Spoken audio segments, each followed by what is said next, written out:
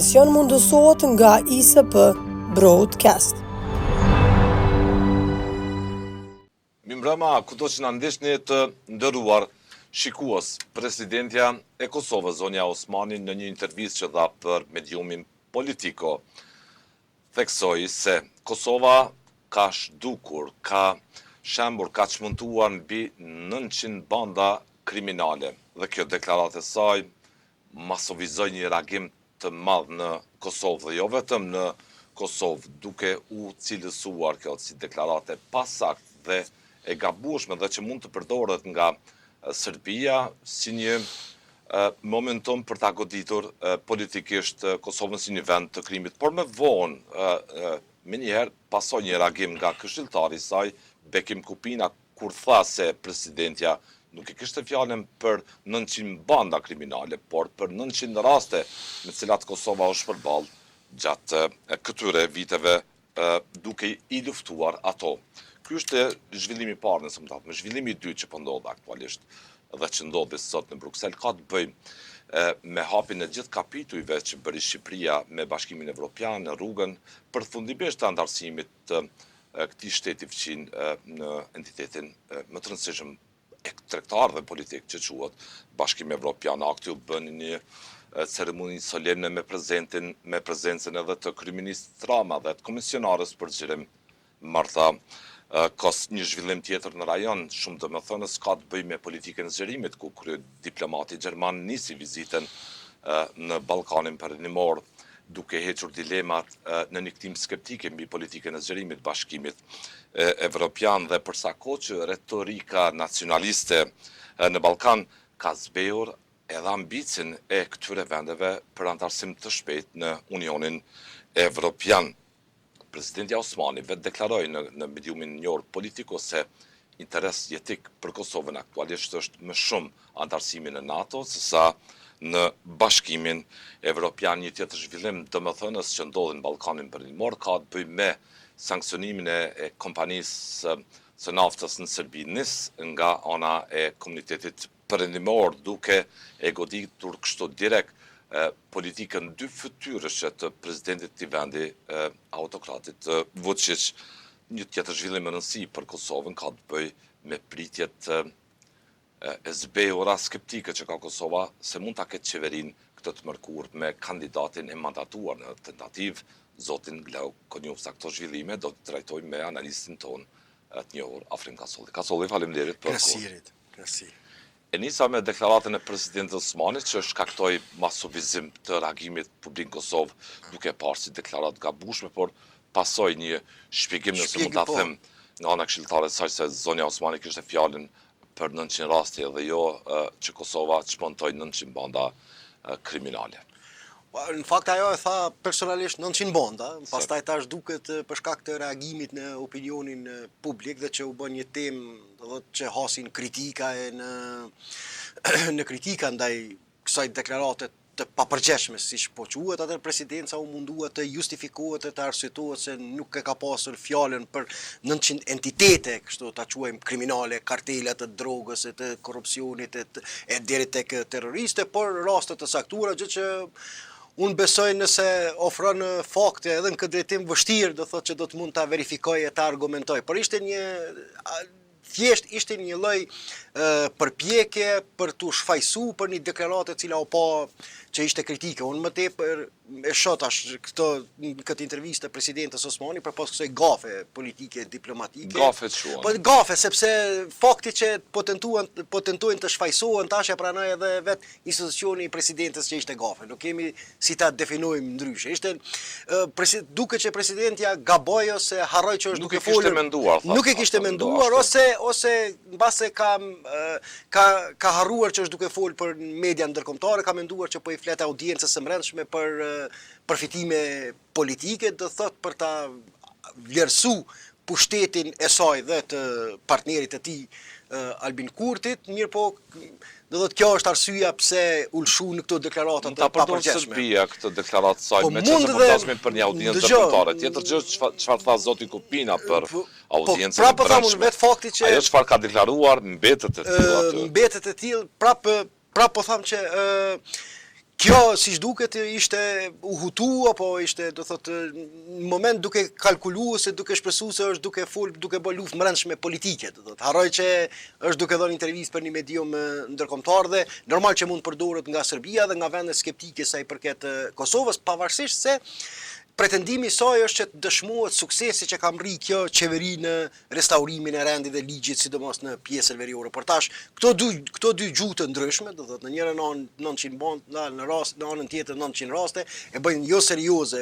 Më shumë, do thotë për mua është më shqetësuese është dhe jo serioze pikërisht kjo gjuhë dyfish tash po përdoret nga institucioni i presidentës, sepse ne nuk mund ta dimë çka ka pasur në mendje presidente. Nuk është bekim kupina tash na ti dekodoj mendimet e fshehta të presidentës Osmani. Presidenti Osmani në një medium ndërkombëtar ka thonë që janë çmontu 900 bonda dhe kjo mbetet si deklaratë e cila ka qarkullu jo vetëm në Kosovë, por po ashtu edhe në media ndërkombëtare. Por unë Poli sipas mjedisit elektoral dëgjoj, ajo shihet qartë se nën inersionin e betejës së brendshme politike e ka dhënë këtë intervistë. Do thotë në përpjekje për të portretizuar qeverisit e kaluar, apo siç preferon, për shembull, Albin Kurti dhe Vjosa Osmani të quajnë regjimin e vjetër, nga sa ta flasin në termat regjimit, për ta portretizuar regjimin e vjetër, qeverisit e kaluara si kanë fshinjëruar dhe kanë bashkëjetuar për përfitimet e tyre politike dhe ekonomike me krimin e organizuar, sidomos në pjesën veriore, do të ketë intenca e kësaj deklarate mund të shihet në funksion të kësaj betejë të brendshme politike që po ashtu nëse analizohet dhe kemi përmendur edhe në këtë studio, nëse analizohet me vëmendje bjen kundërshtim edhe me faktet konkrete që kanë ndodhur në atë pjesë, sepse ti e din vazhdimisht kam insistuar në kohën kur komuniteti ndërkombëtar, në kohën kur Shtetet e Bashkuara të Amerikës, Britania e tjerë kanë sankcionuar persona të lidhur me krimin në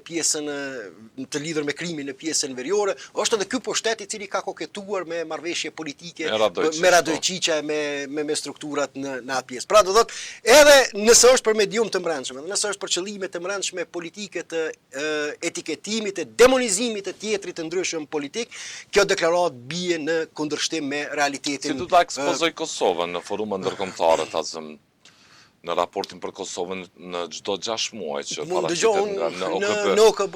Serbia ka në platformën e saj politike agitacionin kundër Kosovës që Kosovën ta paraqet si vend të krimit, vend të tmerrit, vend të një realiteti të pajetueshëm. Në fakt Serbia unë besoj në një variant tjetër do të tentoj ta paraqes këtë. Do të Serbia që do tentoj ta ekspozoj veprimin politik apo aksionet e shtetit të Kosovës në atë pjesë duke e shfrytzuar si paravan luftën kundër krimit dhe luftën kundër bondave në veri për të përsekutuar serbët etnik në pjesën veriore. Më tepër jam i bindur që Serbia do të insistojë në këtë drejtim që interesi i saj, do thotë strategjik e politik i shtetit serb është që sa më shumë ta ekspozoj Kosovën si një vend i cili i persekuton politikisht të drejtat e serbëve etnik. Dhe tash këto gafa që ndodhen në këtë drejtim i japin një argument tjetër shtesë në këtë betejë politike dhe diplomatike, se dhe Serbia nuk ka interes të shfaqet si një vend i cili para komunitetit ndërkombëtar qëmbron krimin e organizuar. Por këtë përpjekja, këtë betejë e saj është që ta paraqes Prishtinën ta paraqes shtetin e Kosovës si një vend i cili e shfrytëzon vetëm për maskim luftën kundër krimit për të ndjekur etnikisht serbët e Kosovës. Në këtë drejtim unë e shoh më tepër kretë investimin propagandistik të Serbisë që e kemi parë edhe në Këshill të Sigurimit edhe në forumet e tjera ndërkombëtare, kudo që i është dhënë rasti, kudo që i është dhënë shanca për ta ekspozuar Prishtinën si një vend i cili nuk respekton obligimet dhe detyrimet ndërkombëtare që ka marrë sa i përket trajtimit të serbëve etnik dhe për të tentuar të relativizojë në saj në Kosovë, se ja do thotë edhe shqiptarët e Kosovës po e shkelin arsyen për cilën bashkësia ndërkombëtare është justifikuar sepse po e bën intervenimin për të krijuar një shoqëri multietnike, një shtet multietnik. Në veri të Kosovës, policia e Kosovës dhe KFOR-i kanë zbuluar disa detonator pajisje tjera përcjellëse infrastrukturë e cila përbën shësim për siguri nacionale të Kosovës, sidomos kur kemi parasysh në veri kur në shtator, me 24 shtator, vendi u sulmua nga një sulm i organizuar nga krye-kriminali Radojqit me mbështetjen duke të qartë edhe të autokratit Vučić. Nuk ka diskutim kjo. Dhe si mund ndikoj ky lajm, po them, për ta ngritur alarmin e madh për një kërcim të ri, siç tha zoti Sfeshla, midis detyrës punëve të brendshme se Kosova ekspozohet nga një sulmim terrorist i ri. Ndëgjo Rit tash që thuhet që Serbia ka interes ta destabilizoj Kosovën nuk është ndonjë lajm. Ajo është evidente dhe përpjekjet konstante të Serbisë, ajo nuk do të lej mundësi, nuk do të lej mundësi, nuk do të lej shans, nuk do të lej asnjë instrument që i mbetet në dorë që sa më tepër ta mbaj krizën në territorin e Kosovës, që sa më shumë ta agravohet kriza e brendshme në Republikën e Kosovës, qoftë sa i përket marrëdhënies, sa i përket shtrirjes së sovranitetit në pjesën veriore, luftimit të bandave atje, apo edhe ato që e thash në fillim për ta ekspozuar Prishtinën si një vend i cili është jo koherent dhe jo konsekuent me zotimet shtetërore kushtetuese që ka në raport. Kjo është tash këto fakte unë absolutisht jam i prirur të besoj, jam i prirur të mendoj që këto dhëna janë të sakta dhe ne do të ballafaqohemi jo vetëm tash, ne u pam edhe në pjesën sepse ne jemi të fokusuar shumë nga veriu, por ne pam edhe hyrjen edhe intervenimin e trupave zhandarmerisë serbe edhe në rajonin e Podijevës që e kanë tejkalu vijen kufitare ndërmjet Kosovës dhe Serbisë. Do të ne do të ekspozohemi në vazhdimsi këtyre presioneve, në vazhdimsi do të edhe un kam frikën do thotë me zhvillimet që pritet të ndodhin në pjesën veriore shumë shpejt që besoj do të diskutojmë dhe do të kemi një emision ekskluziv dhe të posaçëm për ta mbuluar pikërisht sepse është temë me interes të jashtëzakonshëm shtetëror, pres që edhe më tepër të ketë fërkime të kësaj natyre, pres edhe më shumë që të ketë Dallimi është që këtu në këtë aksion janë prezent partnerët tonë ndërkombëtar. Kjo është e rëndësishme. Kjo është ne po edhe kindapimin e një serbi, ne po edhe kindapimin madje të një qytetari serb nuk ka para një javë që ndodhi. Këtu nuk ka diskutim, nuk du ta krijoj përshtypjen, jo jam me gjuhën. Ka koordinim me Uleksin për ta faktuar gjithë ato çfarë ndodh. Jo jam me gjuhën politike të pushtetit apo jam sepse nuk ka nevojë të shpiket ujë nxehtë. Dhe jo vetëm sot që është ky pushtet, gabimi është ky tash i insistimit të pushtetit që ta ekspozoj veten se vetëm në kohën e këtij po ndodhin këto sepse u ka prishur rahatin bandave në pjesën veriore, kushdo që nesër të është pushtet, por deri te një normalizim i mirëfillt i marrëdhënieve ndërmjet këtyre dy vendeve, pa ardhur te një njohje përfundimtare ndërmjet këtyre dy vendeve, pa hyrë në agjendë të qartë të proceseve për integrim në strukturat euroatlantike, sepse nuk mjafton vetëm zotimi formal, por e kam fjalën kështu, të jetë përkushtimi i mirëfillt politik dhe që të dy vendet mos shohin më ka njëra tjetrën me sy armiqësor, por vetëm ta shohin Brukselin si destinacionin e tyre final, do të thotë si NATO ashtu në BE, ne do të kemi si situata. Do të kemi si situata, po unë uroj që të mos jenë me pasoja fatale.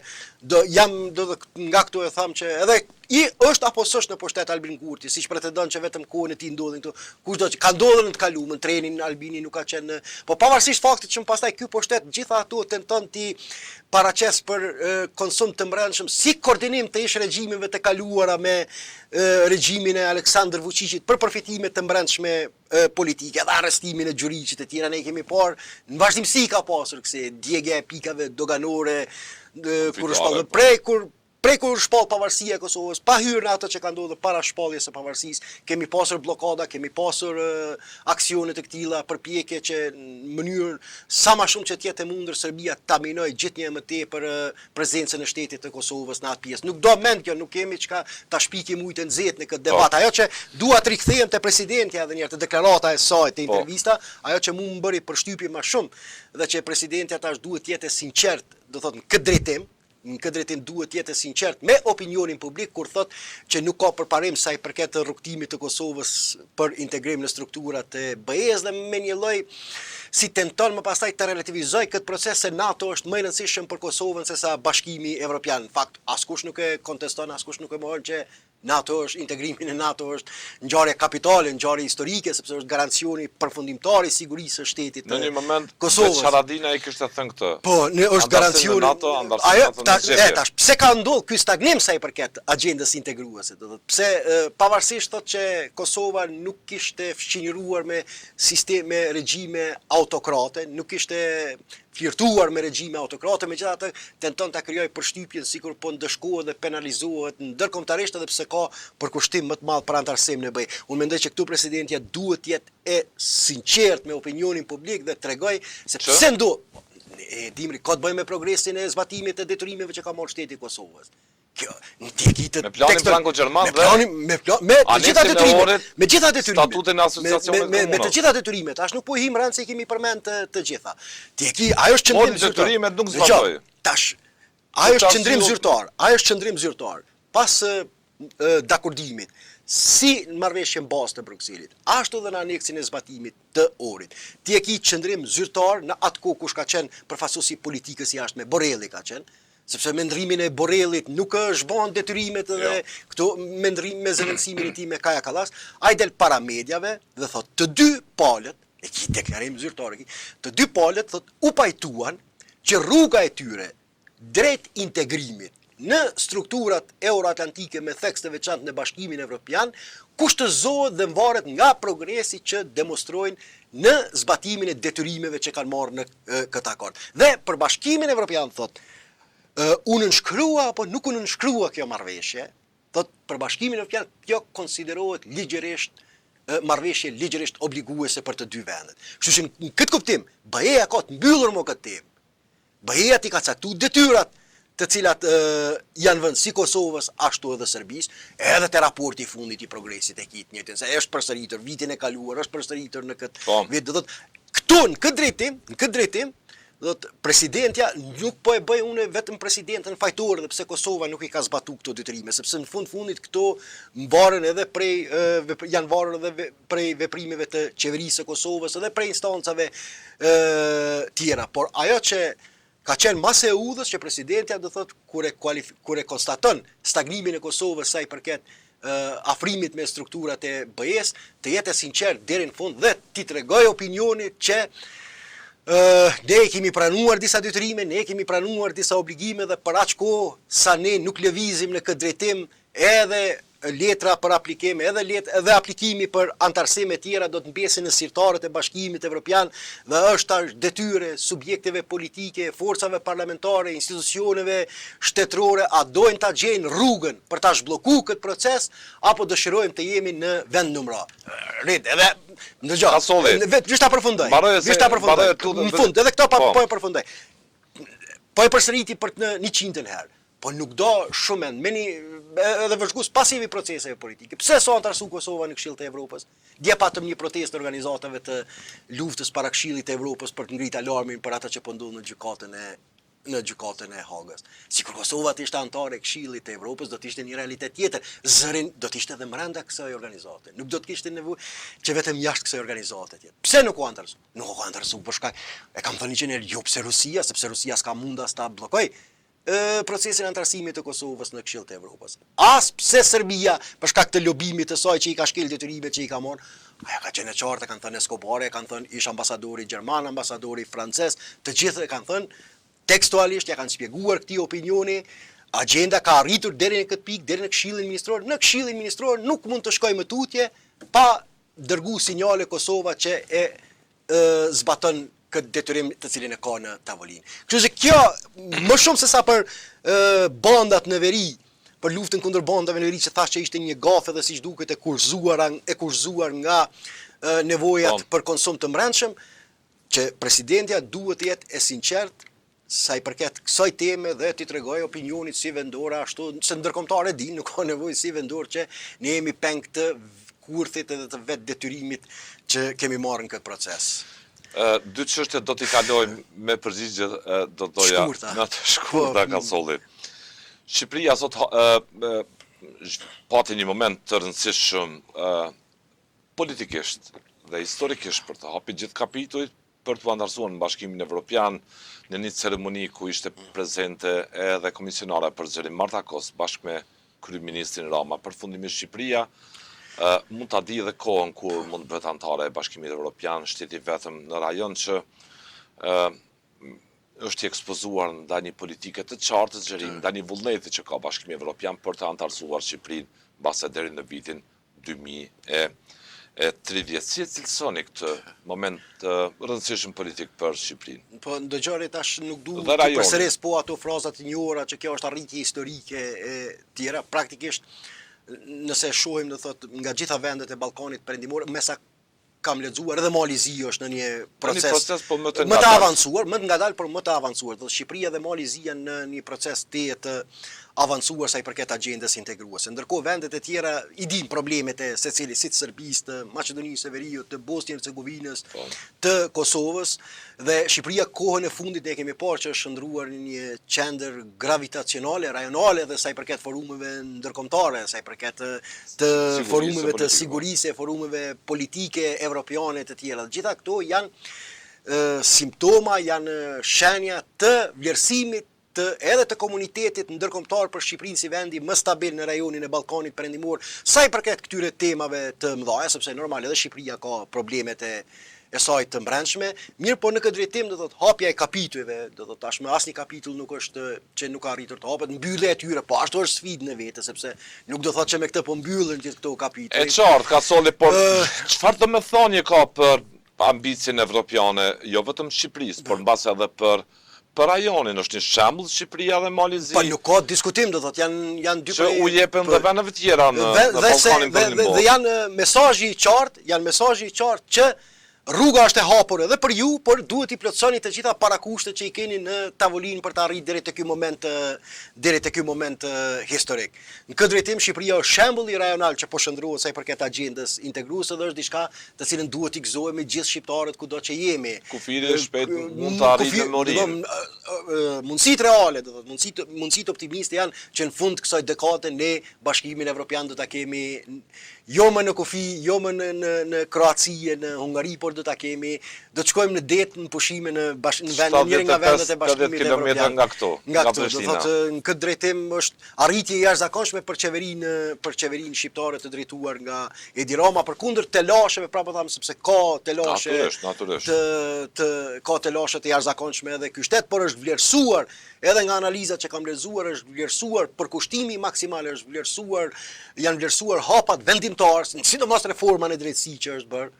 Ne po e shohim kompetencat, po e shohim punën e SPAK-ut që ka bërë kohën e fundit, dhe të gjitha këto do thotë janë vlerësuar maksimalisht nga Bashkimi Evropian dhe janë njohur kreditë shtetit shqiptar. Një kohë të gjatë, siç e dim për ta përfunduar, Shqipëria dhe Maqedonia e Veriut ishin pjesë të njëjtit proces, paralelisht, mirë po në fund BE-ja nuk ishte rrugë tjetër post ta ndajë rrugtimin e këtyre dy vendeve për shkak të asaj që siç e quajtët ju retorikës nacionaliste gjithnjë më theksuar në cilën Maqedoni është treguar jashtëzakonisht efikase në fitoren politike të VMRO-s, por kjo fitore e brendshme e saj do të ndërhyj kasolli, ta bëjmë aktive se s'po ndalesh fare. Jo është zhjava shumë dinamike. Një vizitë e rëndësishme ka nisur në Ballkan nga ana e kryediplomatit gjerman. Siç është të përçuar mesazhin e qartë, në gjitha këto vende, me gjithë klimën skeptike që ekziston në këto vende, edhe për shkak retorikës nacionaliste, se Bashkimi Evropian nuk ka hamendje, do të duhej të zbatohet lëvizjet drejt politikës zgjerimit apo jo, po vjet çaj mesazhin.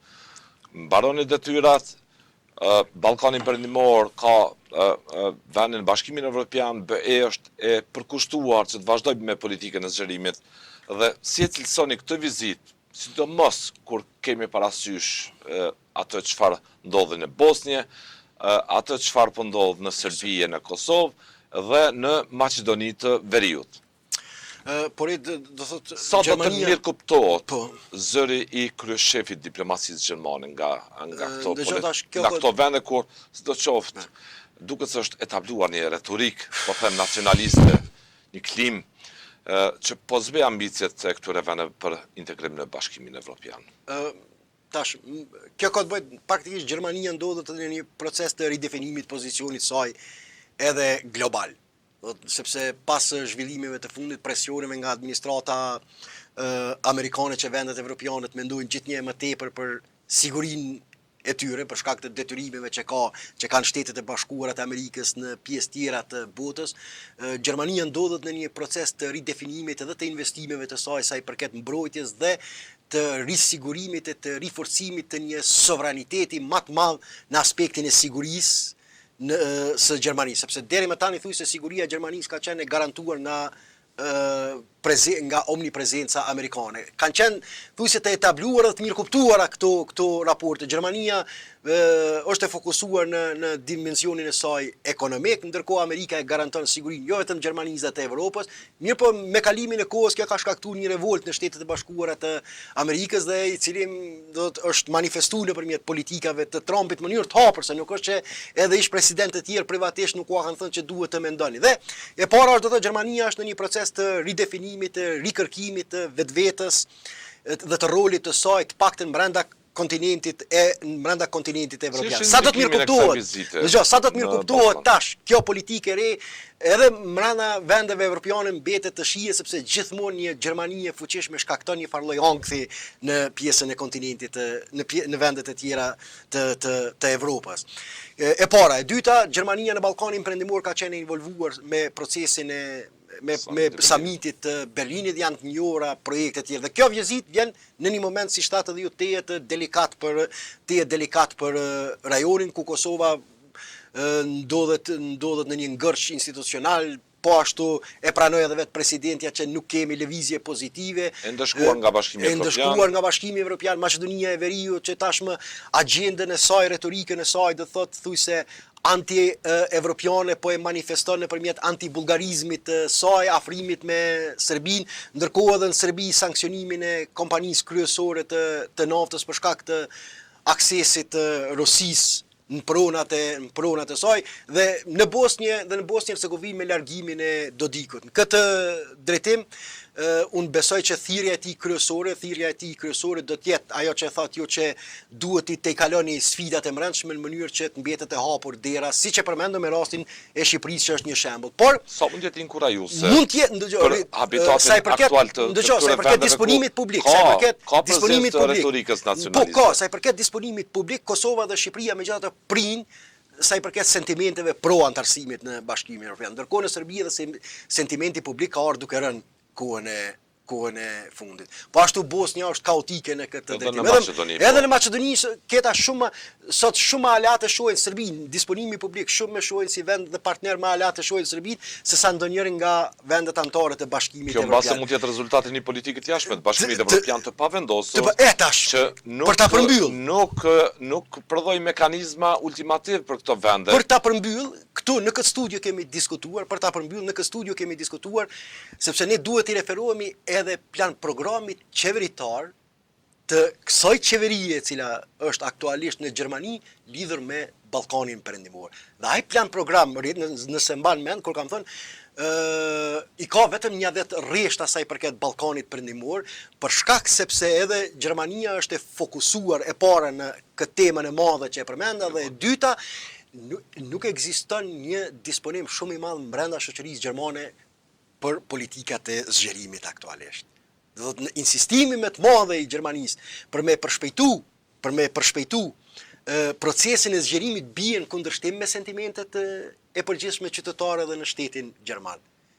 Dhe edhe për shkak të rritjes së AFD-s. Në këtë drejtim është pak a shumë kaotike situata, unë pres retorikë. Në rajon po lulëzon retorika nacionaliste. Po edhe në Gjermani. Dhe sa e bën rajonin të kërcënuar nga një vatër problemesh. Kjo është dilema kryesore që lidhen me ranin e ri politik global me një Rusi që ishte prezente dikur. Edhe është prezente me narrativin e saj. Para një javë lexova, një ulëmtim të jashtëzakonshëm, por në gjuhën angleze me mediumit Evropa e Lirë. Heshtja për mbyllja syve të be, sa po krijon hapësirë për rikthimin e Rusisë që shkakton zira në rajon. Kjo është sfida kryesore, a dëshirojnë ta kenë një Ballkan të integruar e që duhet i përshpejtojnë procedurat e zgjerimit, por që tashmë janë duke rënë në kundërshtim edhe me disponimin publik të vendeve të tyre.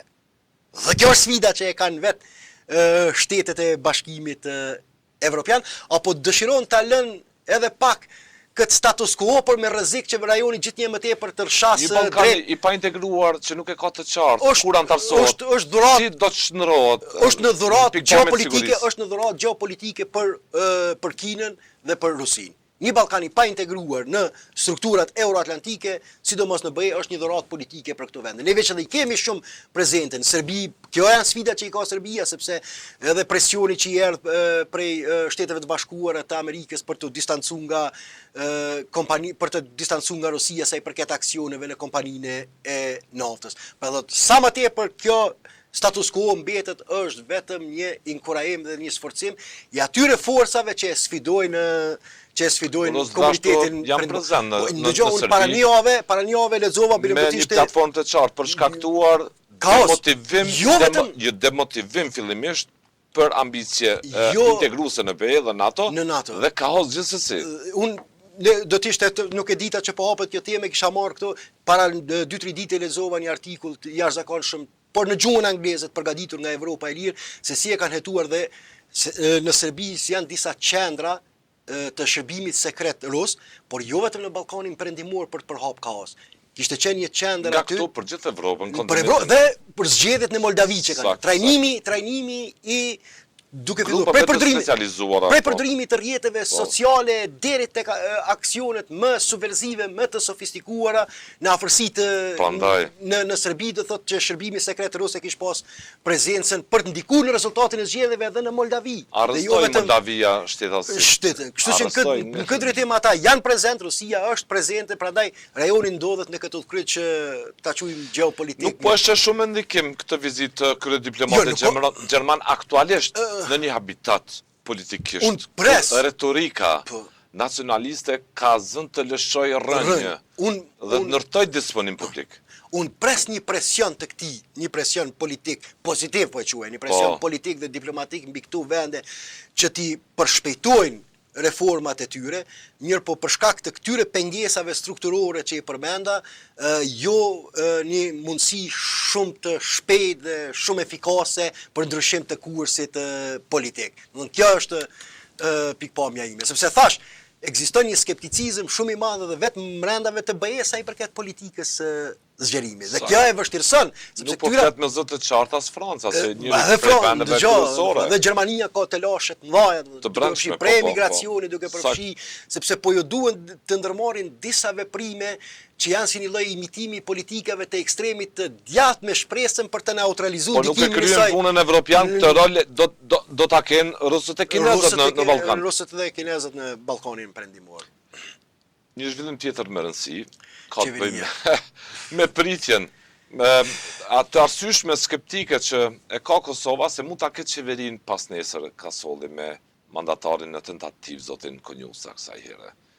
Janë të arsyeshme këto pritje skeptike?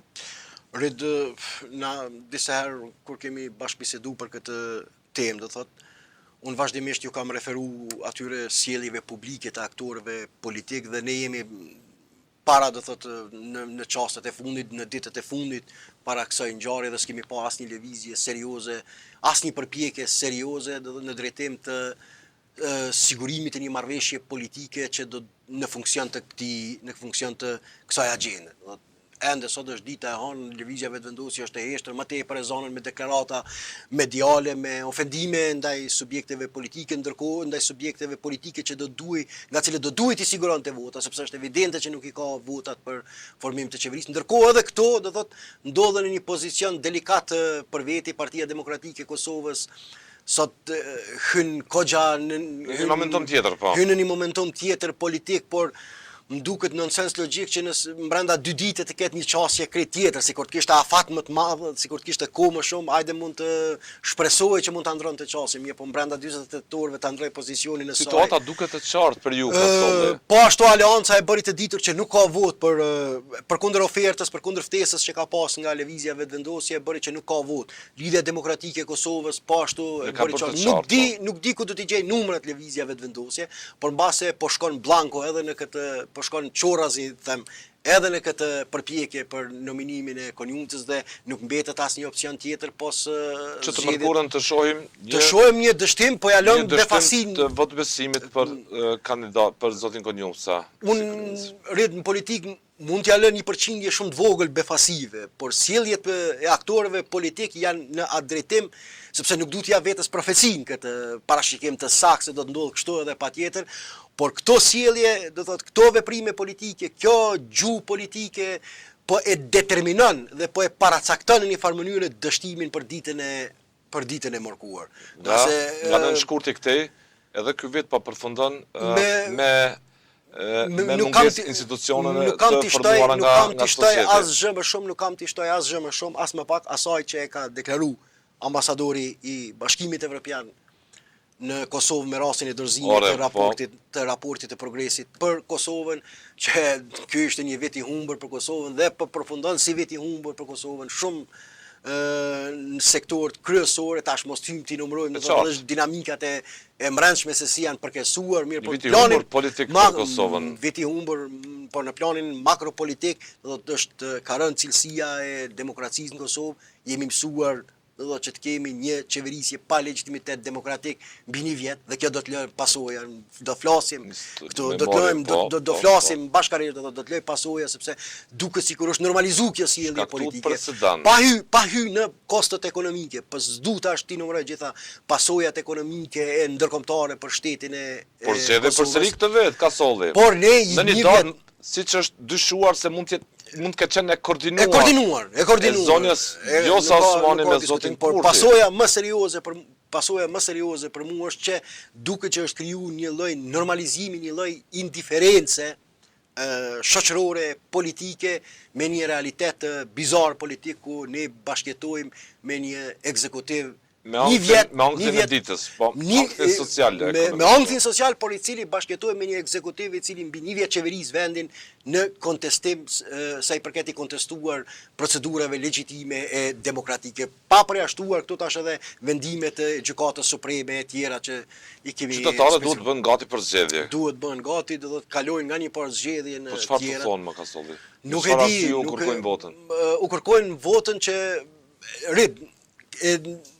ne kemi parë, do thotë, ne kemi parë dhe këtu fillim e kam thënë, dhe këtu siç duket më dha drejt, zhvillimet politike më dhanë drejt, që gjithë betejë politike është kush kënd e bllokojnë këtë proces. Dhe tash është përpjekje, votat do të kërkohen me agjentën e zhbllokimit të shtetit për shkak të tendencave bllokuese të palës tjetër. Kaq është e reduktuar oferta e subjekteve politike në Kosovë. Ktu e kanë pru situatën, kemi tash mos ta përsëris veten edhe janë ato që kemi thënë se temat e mëdha do të jenë totalisht marginale, temat e interesit strategjik do të jenë totalisht marginale, ne do të ballafaqohemi me një ofertë banale politike, kush është ai i cili është bllokon situatën në cilën jemi katandisur, duke mos harruar faktin që vetë janë përgjegjës për këtë gjendje ku ndodhemi. Dhe kjo është mjerim, nëse tash fillojmë dhe bëjmë analizë, do të na duhet një orë tutje për ta deshifruar këtë manipulim politik me opinionin publik, por aktual për shkak të kohës limituar vetëm pasoja. Po i gëlltetën qytetarët, le të gëlltasin, jemi në demokraci. Edhe ashtu me është hera e parë. Po në cilësinë e rënë ndëgjoj nga këtë mund ta them me siguri.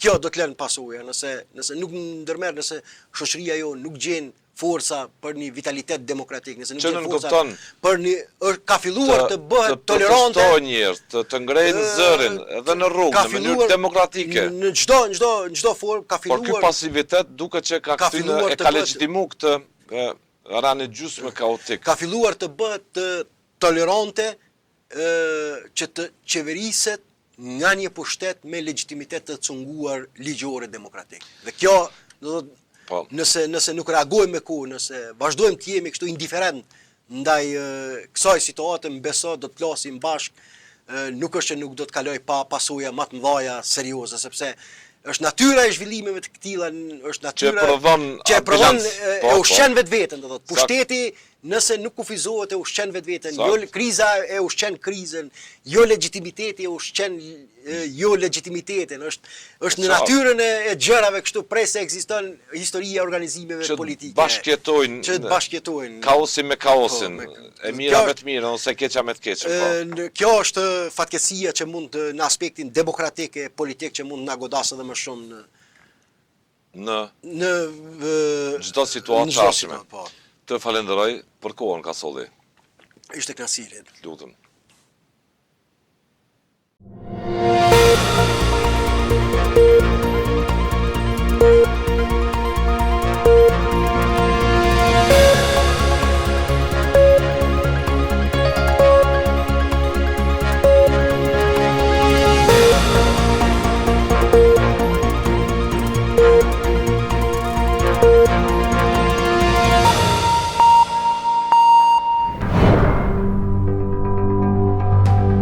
Ky emision mundësohet nga ISP Broadcast.